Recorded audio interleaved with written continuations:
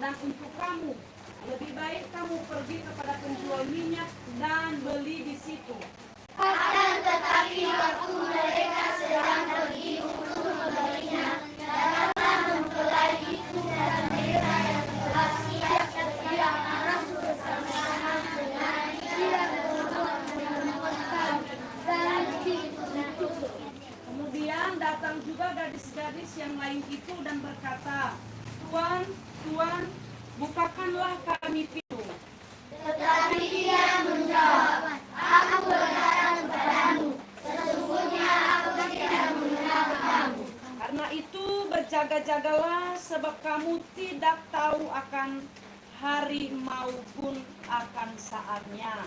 Demikian jauh pembacaan firman Tuhan. Yang berbahagia adalah mereka yang mendengarkan serta melakukan firman itu siang dan kewaspadaan. Sekali lagi pentingnya kesiapan rohani dan kewaspadaan.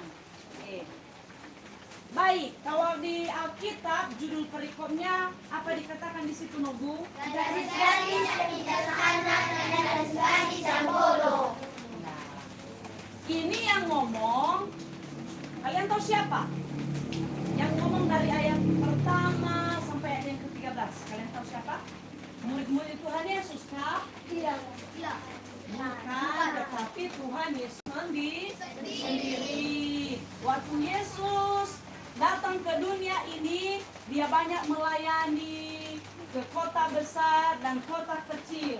Lalu di saat Yesus mengajar orang-orang banyak, itu kebanyakan dia mengajarnya di dalam bentuk perumpamaan.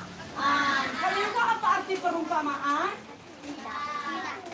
Perumpamaan itu apa ya, Amaidola contohnya memang lebih ke memberikan contoh, misalnya Tuhan Yesus memberikan perumpamaan tentang benih tanaman.